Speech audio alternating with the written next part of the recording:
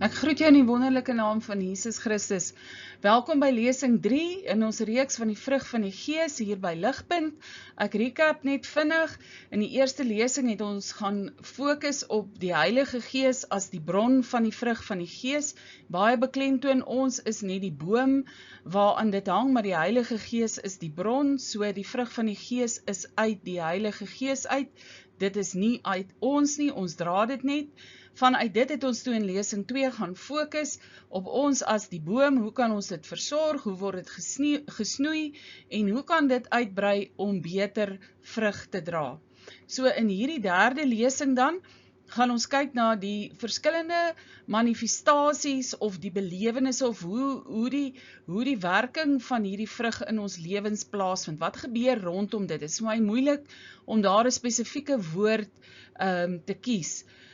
So wanneer hierdie vrug van die Gees in ons lewens manifesteer of werk, dan is daar verskeie faktore wat ons as kinders van die Here in ag moet neem. Hierdie lesing 3 gaan dien as agtergrond vir dit wat ons gaan doen in lesing 4, waar ons Galasiërs 5 vers 22 gaan na die 9 vrugte, wat die 9 eienskappe is van die vrug, die enkele vrug, wat uit die Heilige Gees dan uitkom, dan gaan kyk. As ons dit gaan doen, dan gaan julle sien, daar gaan baie vrae ontstaan oor, byvoorbeeld sê nou maar een van die vrugte is die vrug van vrede, of die vrug van liefde. En iemand het gekom en hy het die vrug van vrede of liefde of vriendelikheid in jou lewe gedra, en daardeur het hy jou mislei om eintlik 'n ander doel te bereik. Dan voel 'n mens, maar hoe kon die vrug van die Gees dan so gewerk het? So daarom is dit so belangrik dat ons eers hierdie bietjie agtergrond het, voordat ons dan lesing 4 na die 9 eienskappe van die vrug van die Gees dan gaan kyk. So kom ek bid net vir ons saam en vra dat die Here ons sal help deur hierdie lesing. Vader, ons kom in die naam van Jesus en ons verklaar ons is totaal afhanklik van U Heilige Gees om hierdie lering vir ons te kom oopbreek. Ek bid die bloed van die lam, Here, oor elke woord wat hier uitgaan. Ek vra dat U deur U Gees ons verstand sal open, Here, dat U my leiding en rigting sal gee, Here, maar dat U ons ook sal help om elkeen te hoor wat U deur U woord en deur die Gees vir ons hiermee sê. Dankie, Here, dat ons steeds dieper en dieper in die woord kan ingaan, en ons loof en prys U, Here Jesus, dat U dit aan die kruis vir ons moontlik gemaak het, dat die Heilige Gees binne in ons kan leef, Here, en dat sy vrug deur ons lewe kan uitvloei na buite om vir ons self voeding te wees, maar ook vir die daar buite. Ons eer U daarvoor, Vader, in die kosbare naam van Jesus Christus. Amen. So basies gaan ons fokus in hierdie lesing om vrugte te toets. Met ander woorde, om seker te maak, dis ware vrug, of waar ons slegte vrug moet identifiseer en dit dan moet vermy, en dan ook waar valse vrug manifesteer, dat ons dit sal kan uitken. Die woord van die Here sê in Matteus 12 vers 23 en Lukas 6 44 dat 'n boom word aan sy vrug geken. So vrugte dra die identifikasie kenmerk van wie en wat hierdie boom is. So daarom het die Here dit so geskape dat ons dit aan hierdie vrug kan uitken. Gelowiges het 'n opdrag om dit te doen. In 1 Johannes 4 vers 1 sê die woord van die Here vir ons, geliefdes, glo nie elke gees nie, maar stel die geeste op die proef of hulle uit God uit is, want baie valse profete het in die wêreld uitgegaan. So ons as kinders van die Here het 'n verpligting op ons om seker te maak dat wanneer ons die vrug van iemand anders eet, en wanneer ons die vrug in ons eie lewe eet, dat ons sal seker maak, dit is uit God uit, met ander woorde uit die Heilige Gees uit. Want ons kan so maklik deur ons vlees, of deur die werking van die bose, mislei word, en dan eet ons vrugte wat vir ons negatief meewerk. En daarom moet ons seker maak, dat hierdie vrugte van God af is. En die Here los ons nie alleen met dit nie. Dis altyd vir my wonderlik dat die Here Jesus selfs hiervoor aan die kruis gesterf het. God het 'n perfekte plan gehad, sy ontwerp was perfek, die Here Jesus het vir ons alles voorsien. En deur wedergeboorte, as ons dan die Heilige Gees binne in ons het, word ons as gelowiges dan toegerus met die gees van onderskeiding, wat 'n gawe van die Heilige Gees is, 1 Korintiërs 12:10, soos dit hier op die skerm is, en dan natuurlik ook die woord. Ons moet die woord aan, die gees te gaan toets aan die woord. Is dit in lyn met die woord van die Here? Psalm 119 vers 105 sê vir ons, die woord is vir ons 'n lamp, vir ons voet of 'n lig vir ons pad. En hierby in hierdie gedeelte kan ons soveel ander kleiner elemente gaan uithaal. Die woord leer vir ons dan ook, soos wat ons in die vorige reeks gedoen het, die Heilige Gees is die gees van wysheid, die gees van insig, die gees van raad en sterkte, uit Jesaja 11. So, dit gaan vir ons geopenbaar word deur die woord. So, ons het alles wat nodig is. God het ons toegerus om te kan onderskei, en dit is baie, baie nodig. Anders gaan hierdie goed ons verwar en gaan ons baie keer skade aangedoen word hierdeur. Dan kan ons die vraag vra, is dit nodig? Is dit nodig dat ons die vrug moet toets? En wanneer ek die volgende sê, wil ek tog hê julle moet daarop let. Ek wil julle nie op 'n plek laat dat julle voel, julle moet elke vrug wat gedra word teenoor julle of in julle lewe ooranaliseer nie, of oorkrities raak nie. Dis glad nie wat ek wil hê nie. Die Heilige Gees sal vir jou wys, as jy nader en nader aan die Heilige Gees beweeg, sal hy vir jou wys, hy sal aan die deur van jou hart kom klop, jou attent maak daarop, dat hierdie vrugte dalk goed lyk, maar dit is nie werklik ware vrug nie. En dit is nodig, want die woord van die Here gee vir ons hier 2 redes. Dalk is daar nog baie meer, hierdie 2 het vir my uitgestaan. Eerstens is dan hierdie 2 Korintiërs 11:14 wat baie bekend is, wat sê, die Satan kan homself verander as 'n engel van die lig. Nou, ons weet die Here Jesus is die ware lig, hy is die lig van God, en engele is vanuit die Here, vanuit sy troon uit. So, uit hierdie wonderlike lig van die Here en wonderlike engele, as die Satan in staat is om dit na te maak, om daarin te verander, dan is niks verder vir hom onmoontlik in sy namaaksels nie. So hy kan hom verander as ons dit gaan toepas op die vrug van die Gees in Galasiërs 5:22. Hy kan hom gaan verander in iemand wat vriendelik is. Hy kan hom gaan verander in valse vrede. Hy kan hom verander in 'n valse goedheid. En jy dink dalk hierdie persoon is besig om aan jou goedheid te bewys, terwyl dit eintlik negatief is. So daarom moet ons bedag daarop wees, Satan kom naap hierdie goed wat die Here geskape het as goed en mooi. Die volgende rede is dan ook, Christene kan 'n ander gees in hulle hê as wat hulle van God Heilige Gees ontvang het.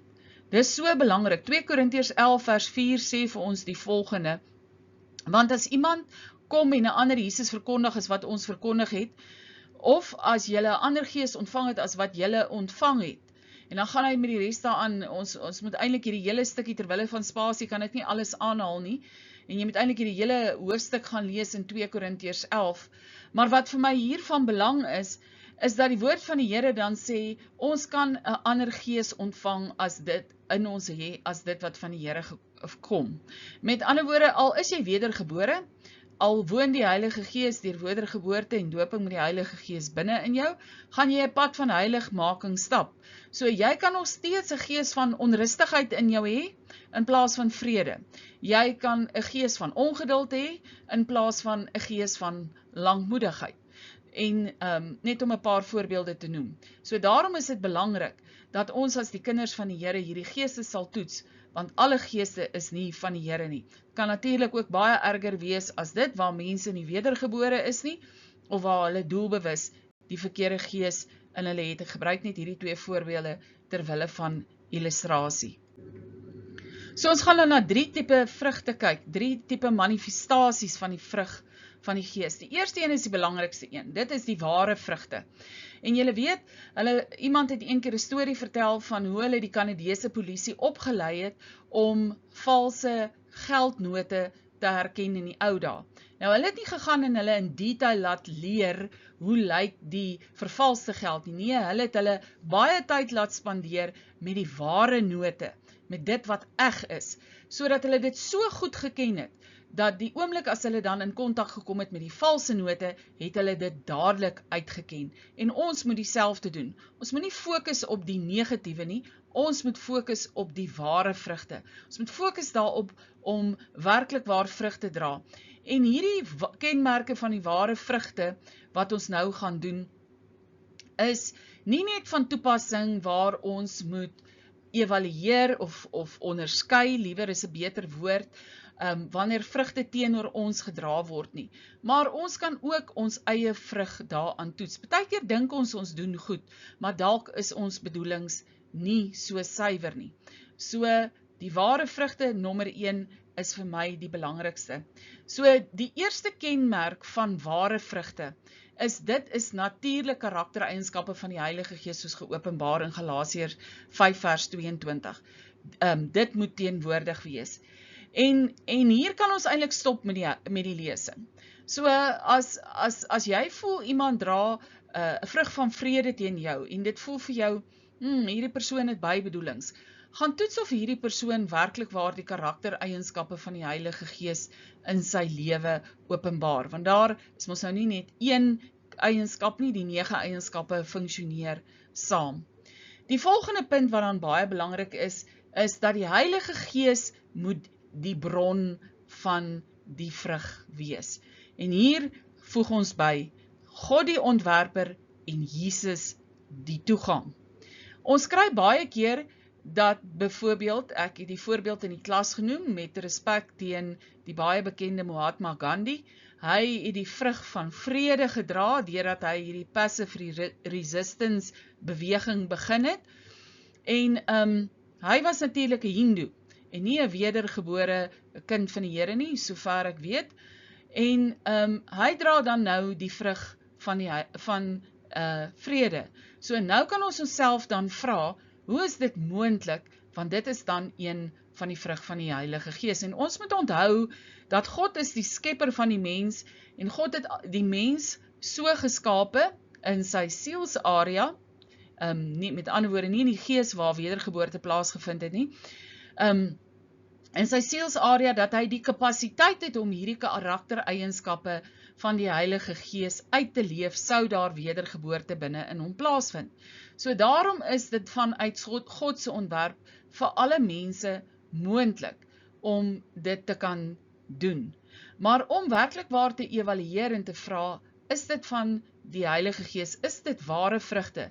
Gaan ons onsself vra, is Heilige Gees die bron daarvan? Of is jou eie selfbeheersing, jou eie filosofiese oortuigings die bron daarvan, soos wat dit baie keer by sulke persone dan is, soos byvoorbeeld politici wat 'n passive resistance filosofie navolg. Dan is God die ontwerper daarvan. Of is dit bloot 'n fyn uitgewerkte politieke strategie om 'n sekere doelwit te bereik?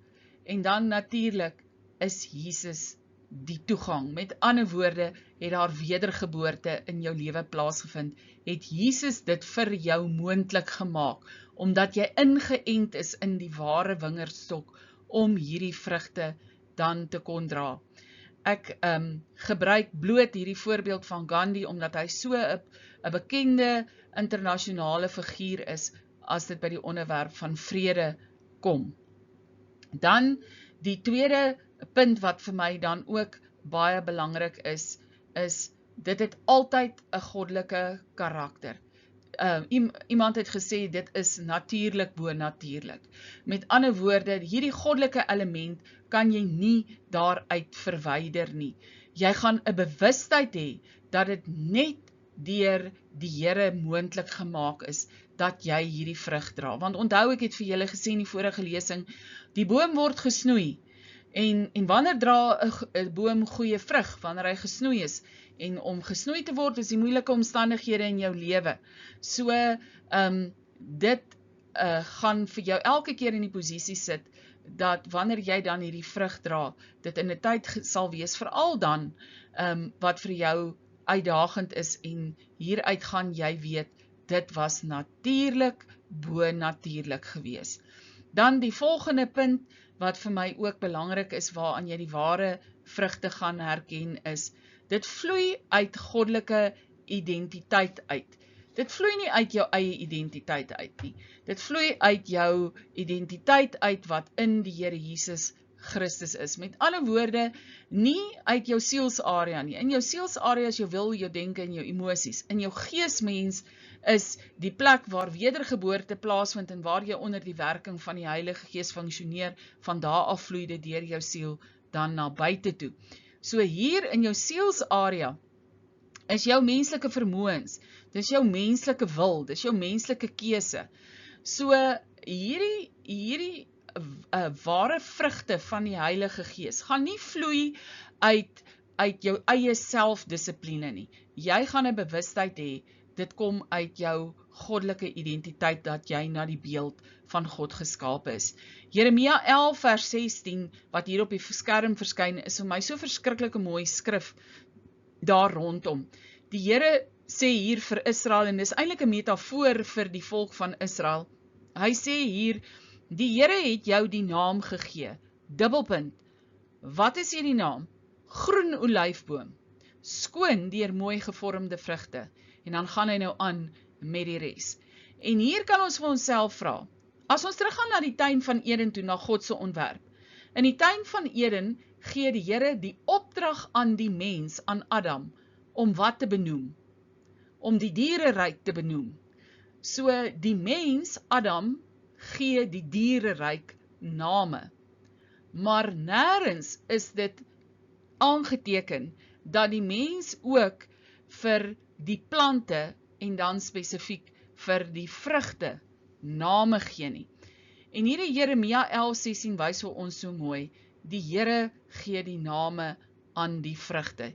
Hierdie boom, vir hierdie vrug sal genoem word, olyf, en dan is dit sy naam. Met ander woorde, God bepaal hierdie goddelike identiteit, net soos wat die Heilige Gees dan binne in jou leef, en hierdie Heilige Gees se identiteit binne in jou wat geopenbaar word, deur die karaktereienskappe van hierdie 9 vrugte, vloei dan deur en uit jou uit. Die volgende punt wat vir my ook belangrik is, om ware vrugte te herken, is om te onderskei tussen die vlees en die gees. Ware vrugte vloei uit die gees uit. En Romeine 8 vers 3 tot 6 sê vir ons baie duidelik, dat die gees bring lewe voor, selfs in die heel moeilikste omstandighede. Maar die dood bring, die vlees bring die dood voort. Of hierdie dood is nie net noodwendig 'n geval van iemand wat in daardie oomblik sterf nie, maar alle forme van dood, negativiteit, negatiewe gebeurtenisse, verwoesting ensovoorts. En as ons hier gaan lees die hele Romeine 8 vers 3 tot 7, dan sien ons, dit wat die vlees bedink, vers 6, is die dood. En dit wat die gees bedink, is lewe en vrede. So daarom is dit 'n baie belangrike kenmerk. Die ware vrug vloei altyd vanuit jou gees en nie vanuit jou vlees nie. Nog 'n kenmerk wat vir my baie belangrik is, waarin jy die ware vrugte gaan erken, dit is altyd tot God se eer. Dis tot verheerliking van hom, met ander woorde nie tot verheerliking van die boom nie, nie tot verheerliking van die gelowige wat hierdie vrug dra, of die mens, of wie dit ook al is, wat hierdie vrug dra nie. Nee, dit is tot, ware vrugte is tot God se eer en tot sy verheerliking. En ons kan daar dan by gaan voeg. Dis tot uitbreiding van sy koninkryk. Dit gaan iets in sy koninkryk beteken. Dit gaan byvoorbeeld medegelowiges inspireer om in moeilike tye ook geloof te behou en vrede te leef en selfbeheersing te hê, wanneer daar uitdagings is. Die volgende is, dit is altyd tot getuienis van die evangelie. Die evangelie is natuurlik dat Jesus vir ons gesterf het aan die kruis. As iemand na jou toe kom en hy komplimenteer jou, en jy was miskien in 'n situasie waar jy jou meer moes verloor, en gee dit jou die geleentheid waar jy kan sê, weet jy wat, my ou mens sou dit nie kon reggekry het nie, maar vandat ek wedergebore is, en die Here Jesus in my lewe is, en hy my kom herskep het deur die werking van die Heilige Gees, is dit nou moontlik vir my om in hierdie omstandighede selfbeheersing te hê. Met ander woorde, 'n getuienis van die evangelie. En dan ook die laaste een is ewigheidswaarde. So dit gaan nie net hier op aarde vir jou nou in hierdie oomblik iets beteken nie, maar dit gaan ook ewigheidswaarde hê, in watter vorme dit dan ook manifesteer. En dan kan ons na die woord van die Here gaan kyk. Daar is so baie skrif in die woord van die Here rondom hierdie vrugte. En as ek hierdie volgende paar skriffies aanhaal, is dit vir my belangrik dat ons daarop sal let. Dit voel vir my, ek kan nie werklik waar die vrug van die Here Jesus uithaal, die vrug van geregtigheid, as ons die vrug van die Heilige Gees doen nie. Want die twee is so in mekaar geweef. Die Here Jesus is die toegang. Sy geregtigheid is die toegang wat dit vir ons moontlik maak dat die Heilige Gees binne in ons kan leef na wedergeboorte. So julle gaan sien, daar gaan enkele oorvleelings van die skrif wees, wat dan eerder na die Here Jesus verwys, as na die Heilige Gees. Maar hoe dit ook al sy, ons kan nog steeds ware vrugte hieraan toets. Met ander woorde, die eerste een is vrugte van lof, Hebreërs 13 vers 5, dat ware vrugte dra vrugte van lof, vrugte van geregtigheid. Filippense 1 vers 11 sê vir ons, die vrug van geregtigheid wat daar is, deur die Here Jesus tot heerlikheid en lof van God. Sien julle weer, heerlikheid en lof van God. Met ander woorde, ware vrug gaan nooit ooit onreg dra nie. Ware vrug sal altyd geregtigheid dra. Die volgende is vrugte van wysheid, nie dwaasheid nie. En dan hierdie vrugte is dan natuurlik nie partydig nie en nie geveins nie. Ons gaan net nou ook na hierdie na hierdie geveinsheid en partydigheid kyk, as ons na die ander skrifte kyk van Galasiërs 5. Maar Jakobus 3 vers 17 sê vir ons so mooi, die wysheid wat van bo is ten eerste rein, dan vredelievend, ook een van die 9 vrugte, vriendelik, ook een, geseglik, vol barmhartigheid, en goeie vrugte, onpartydig en ongeveins. So, dit is so belangrik dat ons sal identifiseer dat wanneer wysheid betrokke is by die dra van vrug, dan openbaar dit vir ons ware vrug. Jy gaan byvoorbeeld nie die vrug van vrede dra, as daar 'n doodse gevaar in daai oomblik voor jou staan nie. Nee, jy gaan veg vir jou lewe. Jy gaan dalk in daai oomblik dan aggressief reageer terwille van oorlewing. So, dis 'n ekstreme voorbeeld, maar om vir julle te illustreer, dat wanneer die vrug van wysheid teenwoordig is dit 'n manifestasie dat hier ware vrug van die Heilige Gees is. En dan natuurlik, daar Jakobus 3 vers 18, die vrugte van vrede. En ons kan gerus daar gaan kyk, daar die skrif sê vir ons so mooi, die vrug van geregtigheid word gesaai in vrede vir die wat vrede maak. Met ander woorde, baie keer sal mense vir ons sê, ons moet net vrede maak, ons moet net vrede maak. Maar jy kan nie vrede maak met ongeregtigheid nie. So die vrug van geregtigheid word in die vrug van vrede gesaai.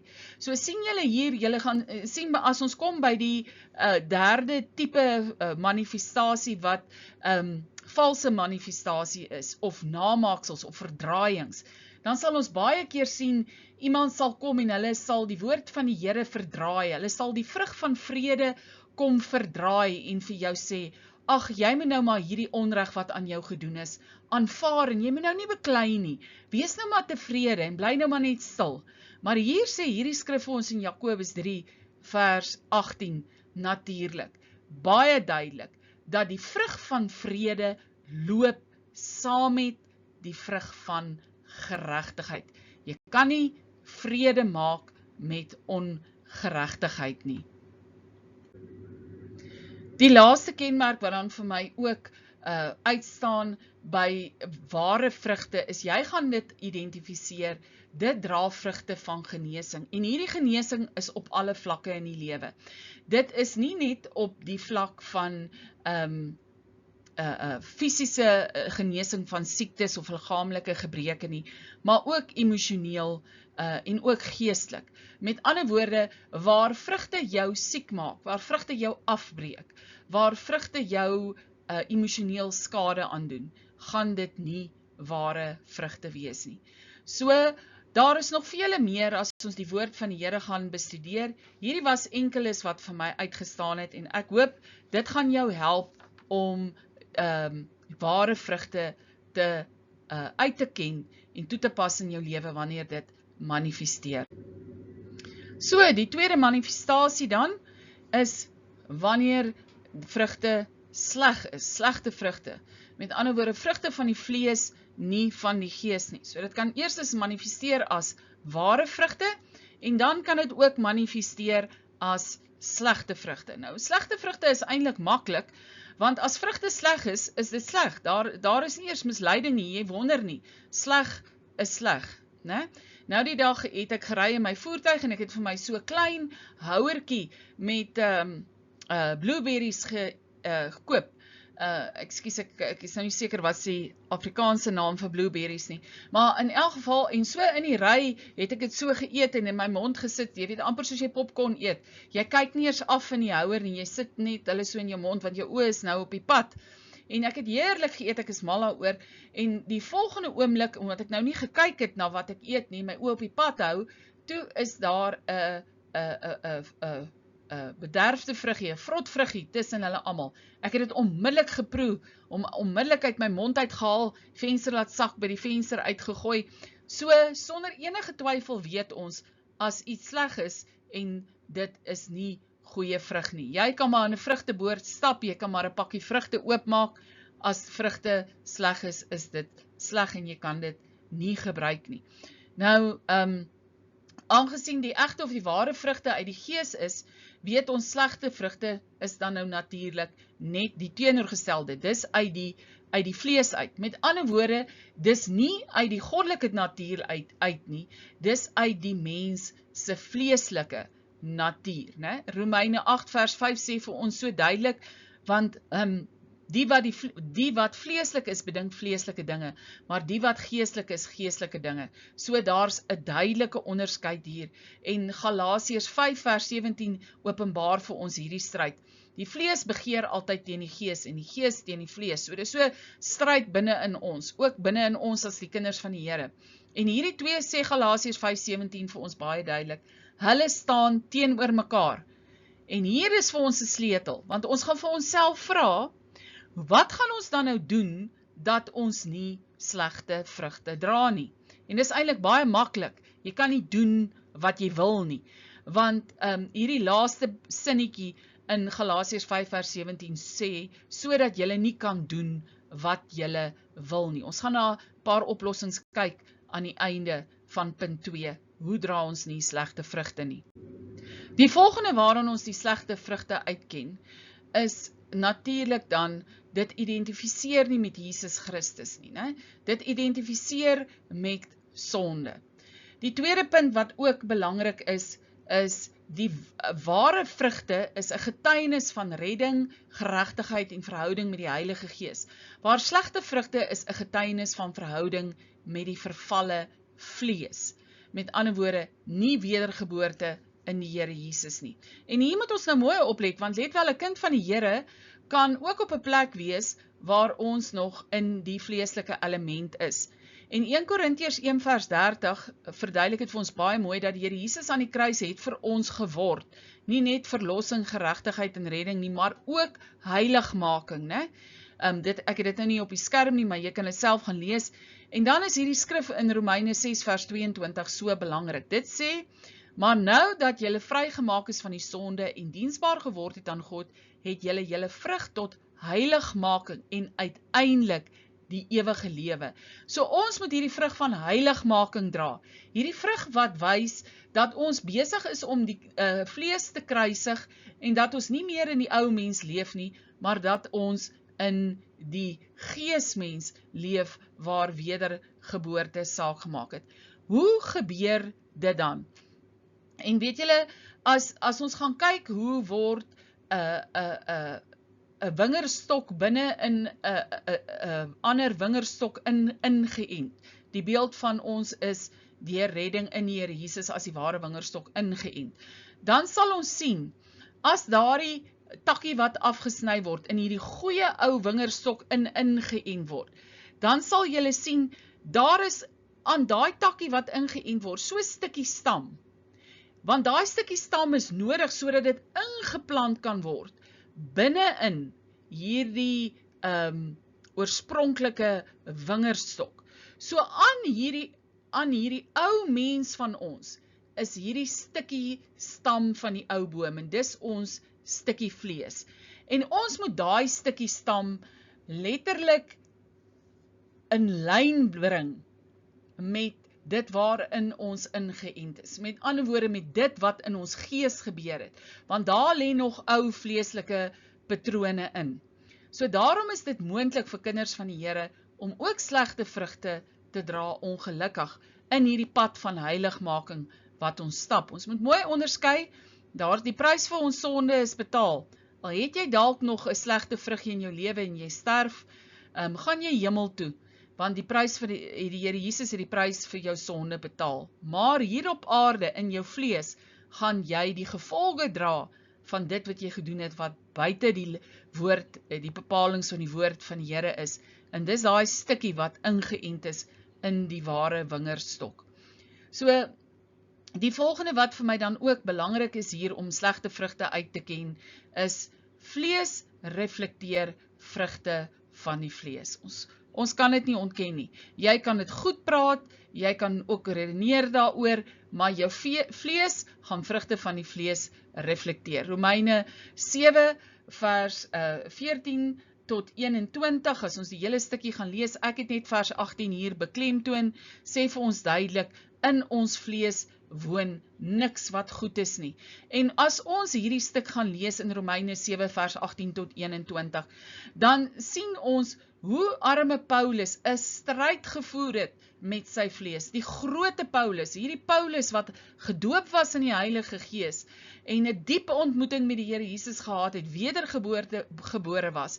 Hy sê hier in hierdie gedeelte, dit wat hy wil doen, dit doen hy nie, gaan lees gerus die hele gedeelte.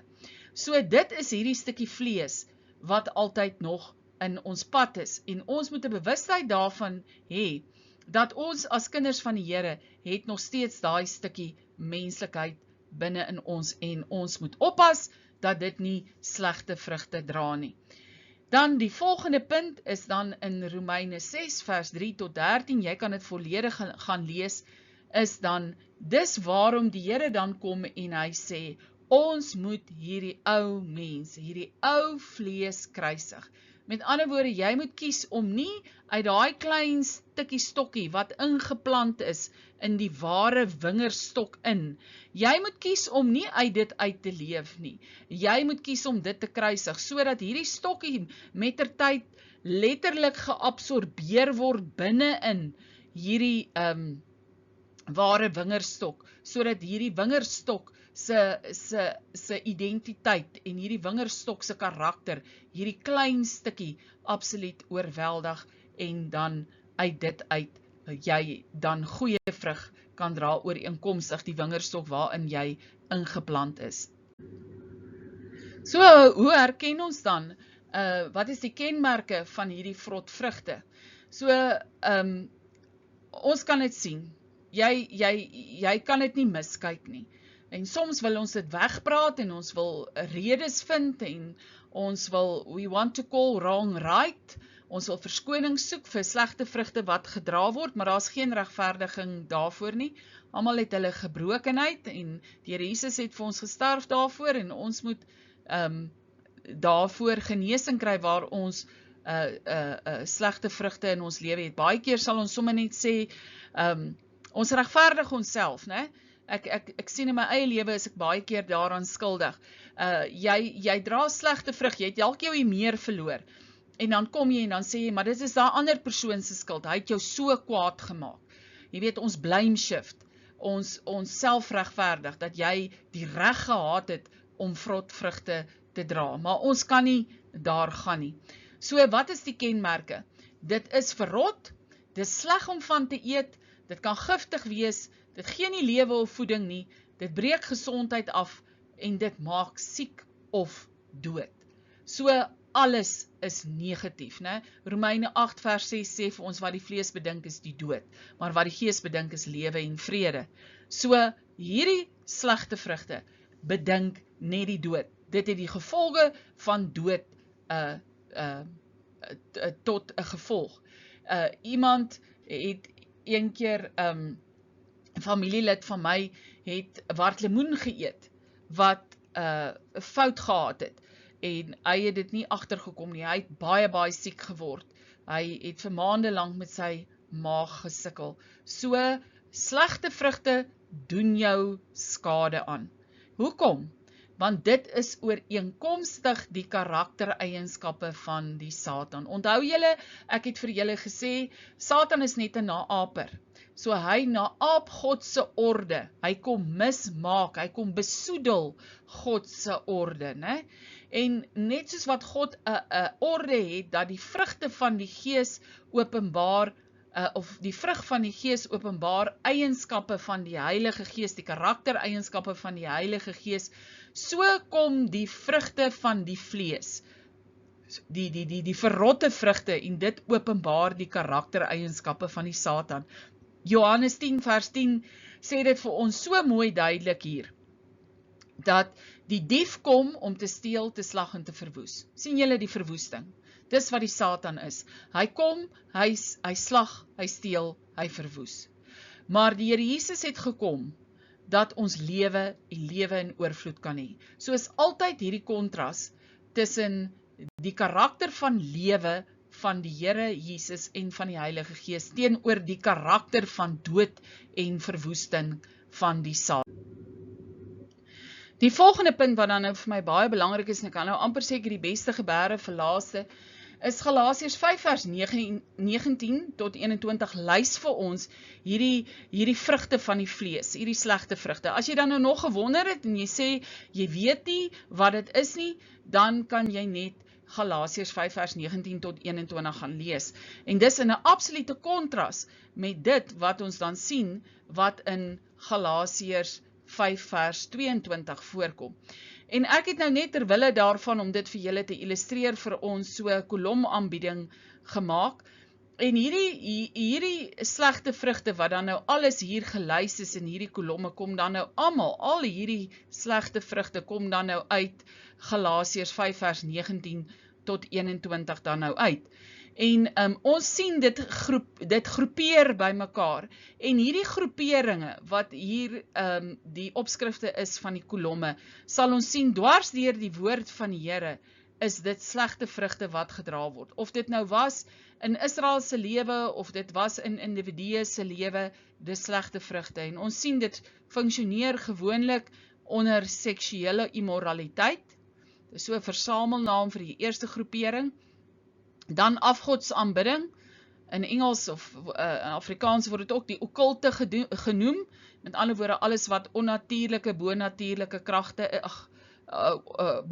kragte is, wat nie uit die Here uit is nie, wat nie die bron van daardie krag is nie uit God uit nie. Dan emosies of mindsets, dis ook baie belangrik, want ek het in die eerste lesing vir julle daarop gewys, die vrug van die Gees is nie fisiese handelinge nie. Vrug van die Gees veroorsaak fisiese handelinge. Dit vloei uit in die vorm van fisiese handelinge. Maar die vrug van die Gees is mindsets. Dis 'n geestelike instelling. Dis 'n, soos hulle in Engels sê, 'n attitude, né? So, hierdie negatiewe mindsets, hierdie teenoorgestelde emosies, is dan uit die vlees uit en nie uit die Gees nie. En dan die laaste een is hierdie dergelike dinge. En ek dink vandag kan ons onder hierdie dergelike dinge 'n paar goed in die Bybel hier byvoeg. Want soms, as mens met mense te doen het, of as jy goed lees, dan is jy absoluut eintlik verstom om te hoor wat vang mense deesdae aan. Dit gaan eintlik jou gesonde verstand te bowe. So onder seksuele immoraliteit noem hy dan eerstens oorspel, wat ons dan nou weet, dis waar jy die verbond in die huwelik verbreek, en jy dan 'n seksuele verhouding met iemand buite die huwelik het, behalwe die huweliksmaat dan self. En daar is so baie skrifte daaroor in die woord van die Here, en ek gaan net vir julle een lees, in Spreuke 6 vers 32 staan daar die volgende: Hy wat oorspel pleeg, is sonder verstand, hy wat sy eie lewe wil verwoes, hy doen so iets. So sien julle die verwoesting, die karakter van verwoesting. Die oomblik as daar oorspel is, kom daar verwoesting van die verbond, verwoesting van die verhoudings, verwoesting van kinders se emosies. Daar is net alles wat daar uitkom, is net negatief, as oorspel plaasgevind het. So die volgende ene is, ons kan eintlik al hierdie negatiewe goed, kan ons een gaan ontleed. Is baie interessant as mense dit in die Bybel doen. Ons moet dalk een of ander tyd hier by die woordskool dit dalk gaan doen volgende jaar as ons tyd het. Die doel van hierdie reeksie wat ons doen van 5 programme is om ons bewusmaking van die dra van die vrug van die Gees te hê, bewusmaking te kweek. So ons gaan nou nie in hierdie detail nie, maar as ons die Griekse woorde gaan ontleed, dan sien ons, dis eintlik skokkend wat dit vir ons openbaar alles. So hoerery is dan seks buite die huwelik, seks voor die huwelik, seks buite die huwelik. Dan die volgende ene is onreinheid. Onreinheid is waar jy met alles te doen kry wat vuil is in die gees. En hierby wil ek byvoeg, vandag manifesteer onreinheid op 'n vlak van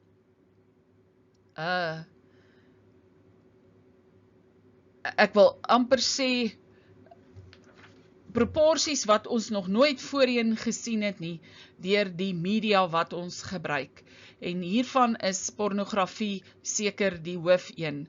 Dit voel vir my, dit raak so algemeen onder die kinders van die Here, maar ons weet natuurlik dat die woord van die Here sê vir ons, jou oë is die vensters van jou siel, en wanneer jy na hierdie goed kyk, gaan dit deur die vensters van jou siel in jou siel in, en van jou siel afdra dit oor in jou gees in.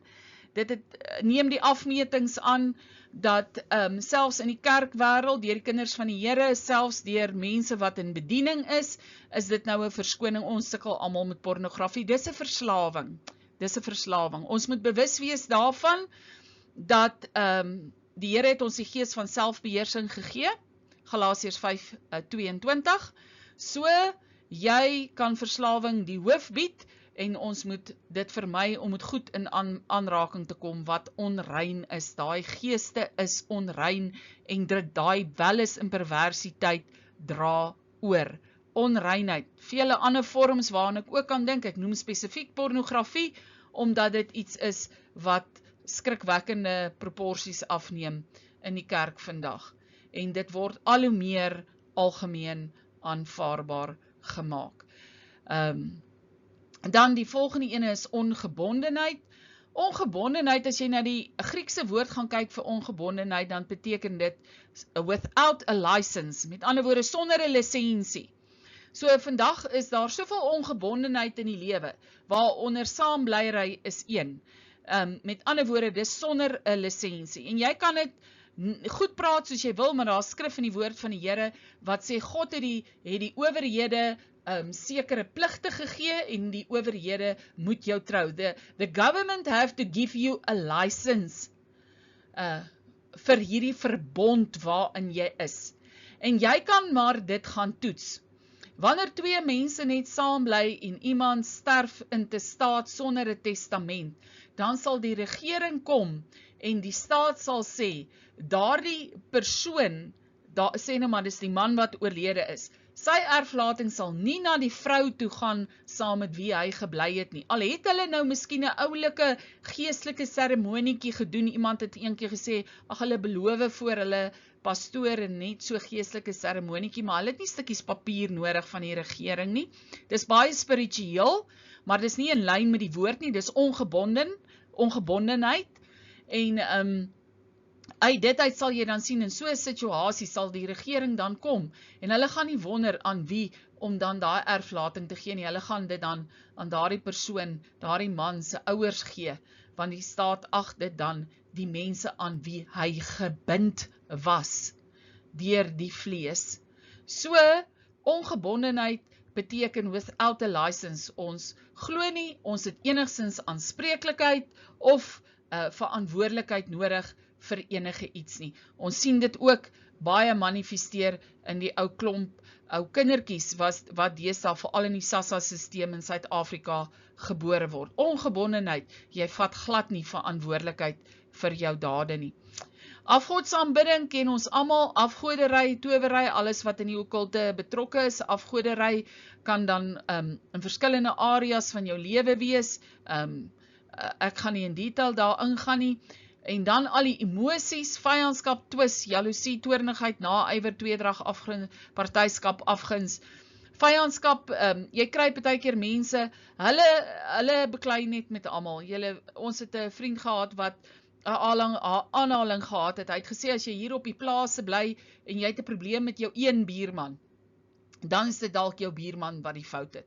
Maar as jy 'n probleem het met al jou bure, dan lê die fout dalk by jou. Nou ek wil ook hierby byvoeg en sê, daar's mense wat net eenvoudig in vyandskap leef met almal rondom hulle. Almal is hulle vyand, almal is verkeerd, hulle leef in vyandskap. Dan by twis kry jy mense en families wat 'n gees van twis het. Hulle stry gedurig, hulle is gedurig besig om te beklei oor iets, dis 'n gees van twis. Jaloesie, gun jy iemand anders nie sy goddelike ontwerp nie, dis, ek gaan baie vinnig hier oor elkeen van hierdie kan ons in detail gaan bespreek. Toornigheid is daardie gevoel wat mense het, hulle is gedurig verontreg. Dis altyd ander mense se skuld, hulle is altyd toornig. Naaiwer beteken jy gun nie jou medemens iets nie. As jy vir iemand met naaiwer vra hier by ons op die plase, so het jy reën gehad, hoeveel reën het jy gehad, dan gaan hierdie persoon, as hy 'n gees van naaiwer binne in hom het, vir jou eers te sê, ja, maar my buurman het baie meer reën gehad as ek. My buurman het soveel reën gehad, maar ek het net soveel gehad. So hy is meer ingestel op wat ander rondom hom het, as wat hy self het, wat God hom mee geseën het. Tweedrag is soos tweespalt, dis onmin, dit is waar daar nie eensgesindheid is nie. Partyskap is waar jy nie 'n objektiewe opinie het nie, en het is amper soos valse getuienis aflê, waar jy bereid is om party te trek, ten spyte van die feit dat jy weet, die een party is reg en die ander party is verkeerd. En dan afguns is baie dieselfde as jaloesie, maar afguns gaan op 'n dieper geestelike vlak, deurdat dit funksioneer dat jy iemand nie die guns van God in sy lewe gun nie. So moord, dergelike dinge, dronkenskap, barassery, spreek van self, ek gaan nie in detail daar gaan nie, en dan kan ons dit gaan kyk, as hierdie vrugte van die gees wat in hierdie onderste kolom genoem is, dan sal ons sien hoe hierdie vrugte van die gees absoluut teen dit staan wat die vrug van die vlees is, en dit werk teen mekaar, en hoe hierdie vrugte van die gees dit kan uitkanseleer, hierdie vleeslike dade. As jy getrou is aan God, gaan jy nie in afgodery betrokke raak nie, gaan jy nie in towery betrokke raak nie. So, as jy 'n gees van vrede het, gaan jy dit vermy om in jou woede dalk iemand lus het om iemand te wil vermoor. So, hierdie lysie, as jy nog gewonder het wat is slegte vrugte, dan kan jy gerus hier na hierdie lysie gaan kyk in Galasiërs 5 vers 19 tot 21. Is regtig waar die moeite werd, as jy tyd het, YouTube dit so bietjie, gaan kyk video's daaroor, gaan lees bietjie op daaroor, skokkend om te sien, wat is die diepte van hierdie diepe vrugte van die vlees. So hierdie negatiewe vrugte, kan ons dan eintlik in opsomming sê, dit is vrugte van die dood, versus vrugte van die lewe.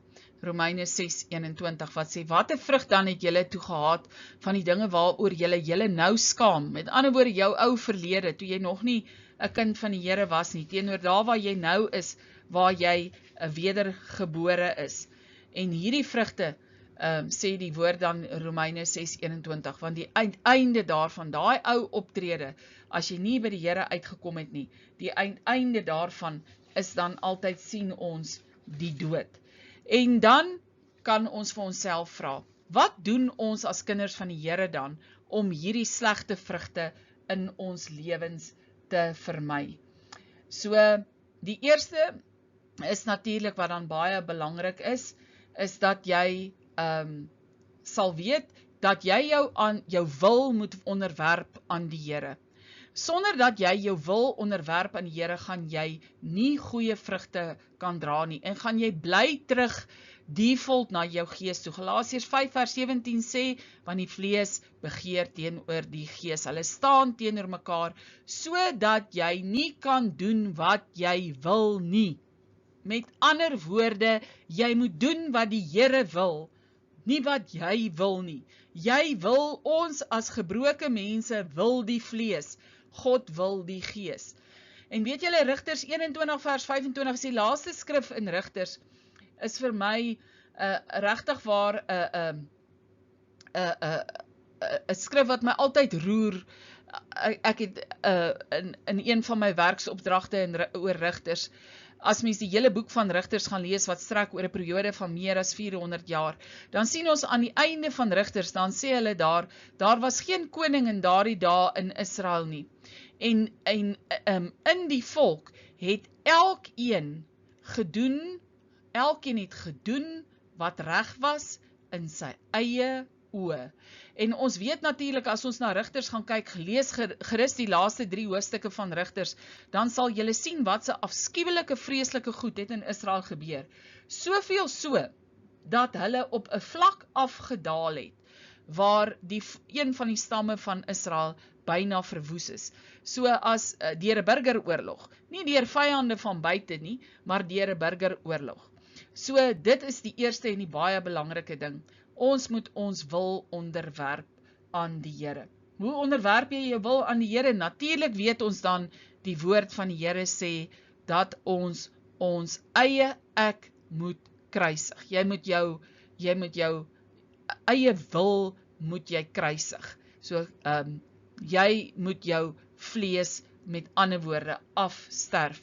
En dit is wat gebeur in hierdie proses, waar jy jouself onderdanig stel aan die Here. Waar begin hierdie kruisiging van jou wil? Dit begin deur jou denke. Dit wat vleeslik is, bedink vleeslike dinge en andersom, sê Romeine 8:16. En dan sal ons sien, as in hierdie proses om jou denke te verander, 2 Korintiërs 4:16, sal dit dag na dag vernuwe moet word. Jy moet nie dink, jy gaan dit een keer reg kry en dan is dit vir altyd reg nie. Jy gaan elke dag 'n keuse moet maak. Jy gaan elke dag weer eens op 'n plek moet kom waar jy moet kies tussen reg en verkeerd, deur die werking van die Heilige Gees, om die regte vrugte dan te dra. Jy moet hierdie emosionele prosesse, hierdie emosionele patrone in jou lewe, moet jy reg gaan leef. Die volgende een is Efesiërs 2 vers 23 sê, dat jy vernuwe moet word in die gees van jou gemoed. Met ander woorde, in jou gesindheid, in jou attitude. Jy moet daarin vernuwe word. Hoekom? Kolossense 3 vers 10, die laaste skrifgie hier op hierdie bladsy, sê dan vir ons baie duidelik, dat jy groei in die pad van heiligmaking, nader en nader in die beeld van jou skepper. En waar is hierdie beeld van jou skepper? Hier binne in jou hart, in jou intieme spasie, daar waar die Heilige Gees binne in jou leef, waar jy in verhouding met die Heilige Gees is.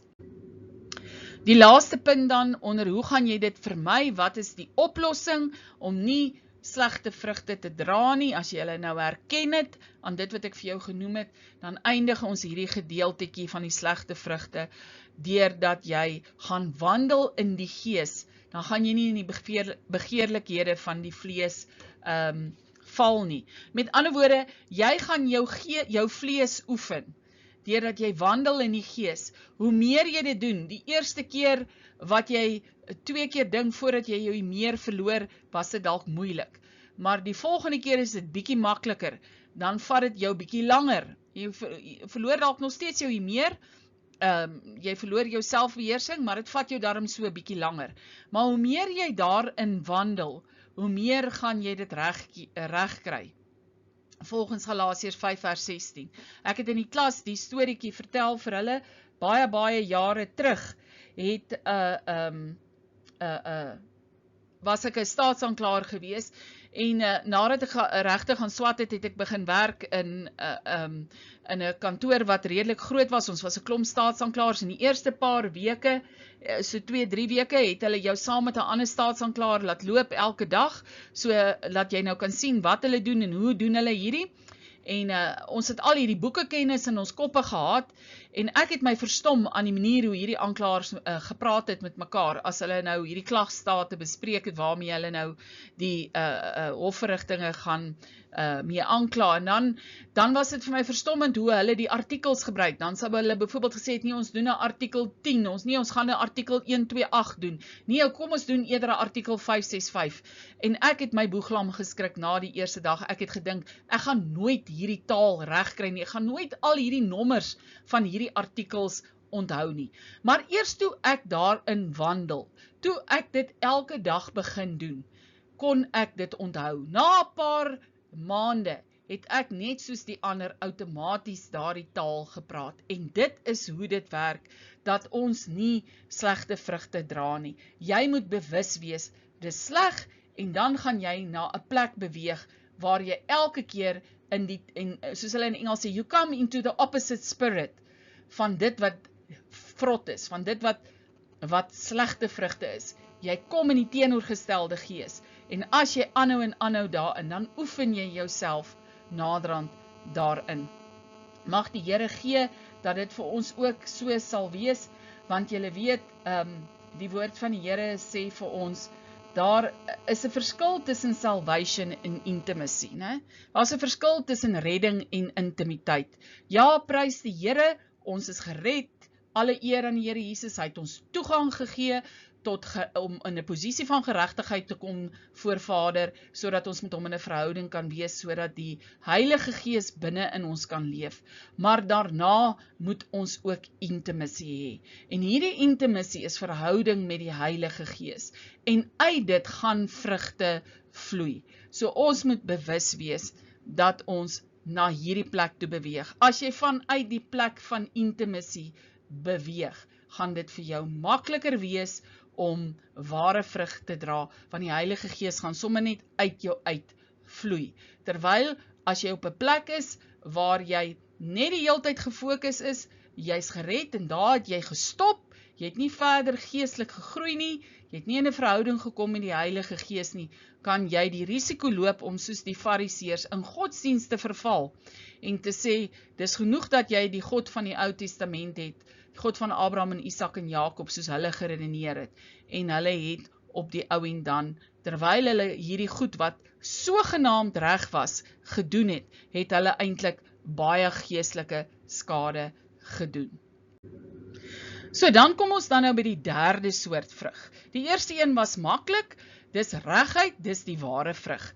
En dit dra daardie kenmerke wat ons bespreek het. Die tweede een ook makliker, dit is slegte vrugte. Dis sleg, dis negatief, dis klaar en dis sleg. So met ander woorde, dit was eintlik die eerste twee was so kontras van wit en swart teen mekaar. Maar hier is ons nou eintlik by die grys areas. En hierdie grys areas is die moeilikste om te identifiseer. Dis onegte vrugte of namaaksels, wat jy dit ook al wil noem.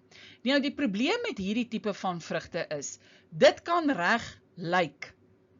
Dit kan selfs reg ruik, maar dit kan nog steeds onegte vrugte wees. Hoekom? Want Satan kom as 'n engel van die lig, 2 Korintiërs 11 vers 4. So wat gaan ons toets wees? Jy moet eerstens kyk of dit reg proe. As dit nie reg proe nie, is dit onegte vrugte. Hoe gaan jy weet of dit reg proe? Slegs in 'n intieme spasie weet jy of dit reg proe. Dis die boek van Hooglied wat ons onlangs gedoen het. Waar hierdie twee bemindes in die tuin was, het hulle in hierdie intieme oomblikke het hulle mekaar geproe, hulle het mekaar gevoed en hulle het ook mekaar geruik. Al hulle sintuie was betrokke en uit dit uit kon hulle mekaar identifiseer as jy is my geliefde en ek is jou geliefde. En dit is wat ons moet doen. As ons onseker is, vat ons hierdie vrugte wat ons nie oorseker is nie, na ons intieme spasie toe. Waar is ons intieme spasie? Hier in ons hart, in ons gees, waar ons verhouding het met die Heilige Gees. In intieme spasie word nagemaakte vrugte onmiddellik geopenbaar. Die volgende toets wat ons kan gebruik is, dit bring nie lewe voort in die vorm van voeding nie. Nou daar in die klas, by die woordskool, het ons sulke pragtige granate in 'n pot, maar dis kunsplante, nagemaakte plante. En al lyk hulle hoe mooi, as ek daardie kunsblomme, kunsgranate eet, gaan dit nie lewe voortbring nie. Dit gaan my siek maak, want my spysverteringssysteem gaan dit nie kan verteer nie. Met ander woorde, daar's nie voedingswaarde in onegte vrugte nie. Die laaste ene hoe jy hom erken is, dit dra nie saad vir die volgende generasie nie. Met ander woorde, die volgende generasie wil nie hierdie onegte vrugte in hulle lewe hê nie. Dis wat baie keer gebeur, waar daar nie 'n werklik ware wedergebore verhouding met die Here is, deur die werking van die Heilige Gees, waar in iemand se lewe, Christen se lewe nie, en hulle is godsdienstig in plaas van dat hulle in 'n ware verhouding is met die Here. Dan kry ons 'n situasie waar daarna wil die kinders, die volgende generasie, wil niks met die Here te doen hê nie, want daar was nie saad binne in hierdie namaaksels wat hulle gedra het nie. Ons kyk dan net so vinnig 'n bietjie meer in diepte na hierdie namaaksels. Die eerste ene, hierdie namaaksels, sien ons, Satan het namaaksels gemaak, né? Want hy het alles wat God gemaak het, kom besoedel. Hy is nie 'n skeppergod nie. So hy kan nie nuut lewe skep nie. Al wat hy doen is, hy kom besoedel, hy kom mismaak net die lewe wat God geskep het, né? Soos byvoorbeeld, God maak liefde, en Satan verander liefde in welis. Baie keer dink mense, hulle is werklik waar lief vir mekaar, maar dis net eintlik welis wat funksioneer. 'n ander voorbeeld is vreugde teenoor geluk. Ons kan hierdie geluk ook vertaal met happiness. Vreugde is werklik ware innerlike bevrediging en vervulling, waar geluk is tydelik. Dis veranderlik. Byvoorbeeld, jy's nou baie gelukkig, jy's nou baie happy, jy het byvoorbeeld 'n nuwe kar gekry. Maar na 'n rukkie kom jy agter, hierdie kar is baie swaar op brandstof, en hierdie kar het allerlei probleme. Nou is jy nie meer happy nie, dis nou weg. En dis wat geluk is, dit is tydelik. Waar innerlike bevrediging, hierdie vreugde, word nooit van jou af weggevat nie. Die laaste een as 'n voorbeeld, en hier is vele meer, is godsdienst versus verhouding. Die Here het vir ons aan die kruis gesterf, sodat ons in verhouding met God die Vader kan wees, deur die Heilige Gees. En baie keer word dit in die Christenwêreld, word hierdie verhouding tot niet gemaak, en ons is net in godsdienst, waar jy 'n klomp reëls en wette volg. So, al hierdie goed lyk op die oog af mooi, en dit lyk op die oog af nie te sleg nie. En dit is wat hierdie namaaksels is. Dis wat my prentjie hier voorstel. Hierdie prentjie is 'n prentjie van vrugte lekkertjies. Party van hulle lyk dalk soos 'n bessietjie, of soos 'n narkie, stukkie narkie, of 'n suurlemoenskyfie, of 'n kersie. En aanvanklik, as jy hulle eet, is dit lekker, is nie te sleg nie. Dit is soos lekker goed wat vrugtige geur is, né? En dit ruik en dit proe selfs so vaag weg na vrugte, maar dis nie werklik vrugte nie. Met ander woorde, ons kan dit gaan toets aan die reëls wat ons vir ons hiervoor gegee het. Het dit voedingswaarde? Ja, so bietjie, maar nie soveel soos wat 'n werklike vrug sal hê nie. En nou kom die vraag, het dit saad? Dra dit saad voort? En hier is die antwoord nee. Hierdie lekker goedjies kan tog nie saad dra nie. Ons kan nie 'n lekker goed boom plant nie. Ons kan nie soos Pinocchio gaan glo, ons kan 'n geldjie plant en dan gaan daar 'n geldboom opkom nie.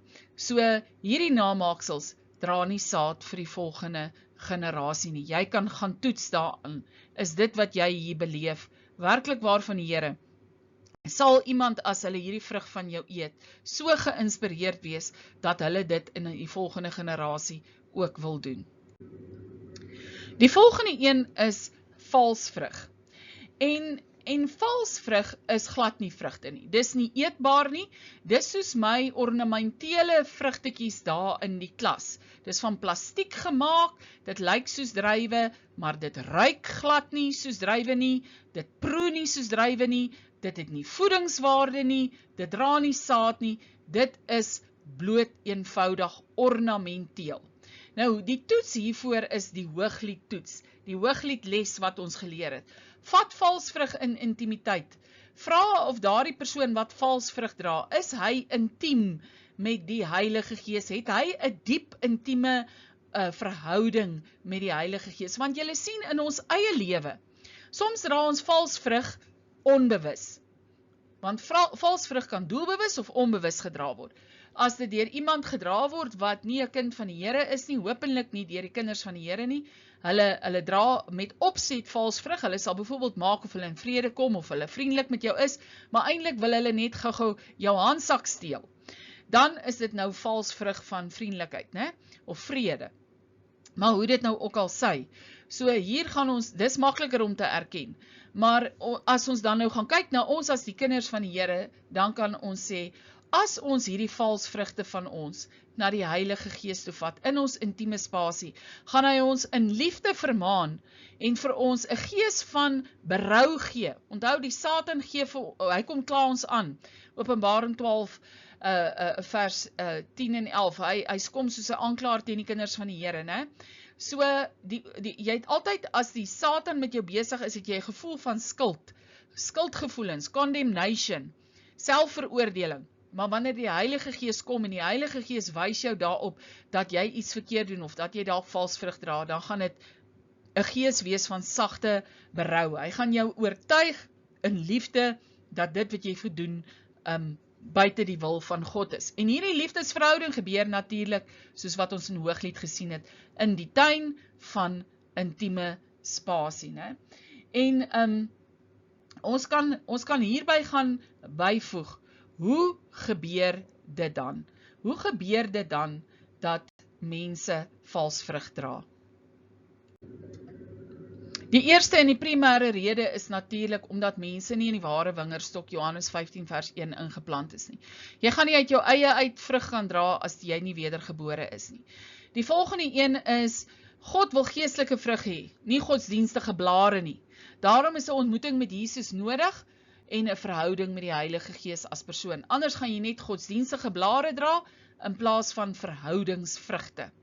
Dan natuurlik weet ons ook, hierdie valsvrug kan kom vanuit krag vanuit die demoniese, of uit die werking van die kennis, of van waar jy die vlees kan beheer. Met ander woorde, dis selfbeheersing wat kom daaruit dat jy jou gees gedissiplineer het. Dis veral in die okkulte, in godsdienste soos boeddhisme en daardie tipe van goed is die martial arts en daardie goed is daar buitengewone selfbeheersing en dit kom vanuit demoniese werking. Baie keer sal mense kom en hulle sal sê, hulle bewonder die moslems, want die moslems is so getrou. Hulle het selfbeheersing, hulle het getrouheid, hulle gaan elke Vrydag 1 uur, gaan hulle moskee toe. En dis omdat hulle nie 'n God van genade het nie. Hulle vrees hom, want as hulle hom nie bevredig nie, gaan hy hulle dan benadeel. So, dis demoniese werking, en ons moet nie dit verwar met selfbeheersing wat kom uit die Heilige Gees nie. Dan, die volgende punt is, vrugte bevestig die werking van die Heilige Gees. En dit is 'n manifestasie dat gelowiges wandel in die Gees, nie andersom nie. En baie keer dink ons, net omdat iemand die gawes van die Heilige Gees het, 1 Korintiërs 12, hulle die gawe om te bid vir genesings, te profeteer, of wat ook al te doen, wonderlik, prys die Here, né?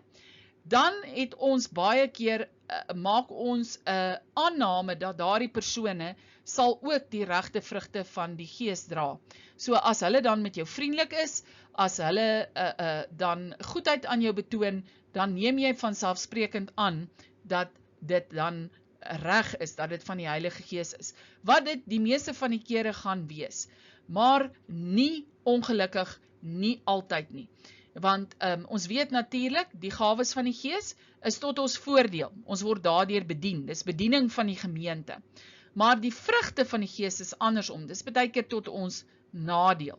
Gawes is nie altyd noodwendig uit die bonatuurlike krag van God nie. Julle kan maar Numeri 22 vers 6 gaan lees van Biliam, Handelinge 16 vers 6 tot 24, die slavin met die waarsêende gees het agter Paulus aangeloop en sy het die waarheid gepraat, en Paulus het haar stil gemaak, want sy kon nie die evangelie verkondig uit 'n waarsêersgees nie. 'n Voorbeeld hiervan is tonge, waar die manifestasie van tonge met die doping van die Heilige Gees.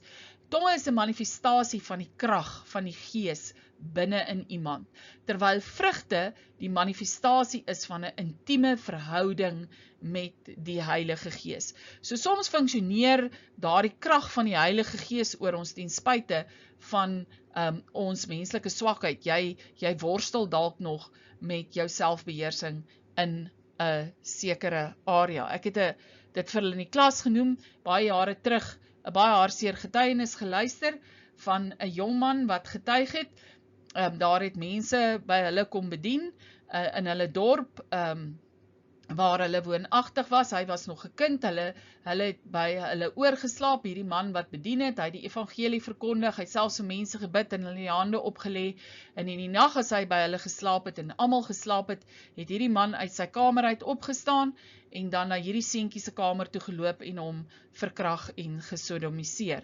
So ons moet baie versigtig wees dat ons nie net sekere aannames maak nie. Toets die Gees. Mag die Here ons spaar dat hierdie tipe van goed nooit sal gebeur nie. Want die gawes van die Gees en die vrugte van die Gees is veronderstel om hand aan hand te loop. Die vrugte binne in jou, die gawes manifesteer buite jou. So ek wys maar net daarop. Dan die volgende ene wat ook baie keer 'n probleem is, baie keer dink ons omdat 'n groep goeie vrug dra, moet ons dan die vals vrug vat wat 'n individu in die groep dra.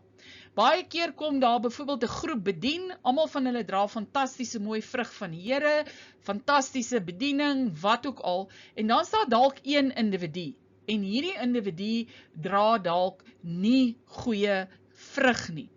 En dan voel ons geïntimideerd, gemanipuleerd, dat ons hierdie individu se vrug moet vat, ons moet dit nou maar eet, maak nie saak wat daai persoon doen nie, ons moet nou maar in vrede met hom lewe, ons mag nie van hom verskil nie, want die hele groep dra dan nou so goeie vrugte.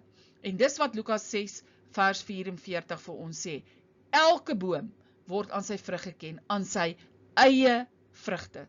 So maak seker dat jy in 'n groep gaan kyk, wat is elke individu se vrug?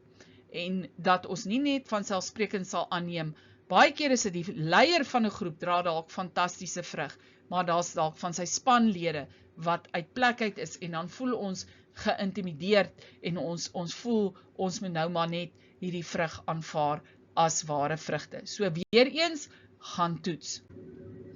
Dan die laaste vrug waarmee ek dan gaan afsluit, is die valse vrug of onegte vrug is verdraaiings. En hulle is die heel moeilikste. Dis waar ons moet onderskei tussen wat waar is en wat amper of heeltemal waar is. Die probleem hiermee is, hierdie vrug is eetbaar, maar dis nie soos God bedoel het nie. So dit word eintlik gebruik om ten kwade, teenoorgesteld uit die oorspronklike plan wat God daarmee gehad het. Ek dink die beste voorbeeld hiervan is die Fariseërs gewees, né? God se plan met die wet was heeltemal iets anders as wat hulle daarmee gemaak het. Hulle daarvan godsdiens gemaak, né? En ons kry dit ook nadat die Here Jesus sterf aan die kruis, dat ons disippels van die Here Jesus kry, en hulle is in verdraaiings. En hier moet ons mooi gaan onderskei. Disippels is nie net volgelinge nie. Hulle kan nie soos die waarsêende slavin van Handelinge 16 net agter Paulus hulle aanloop nie.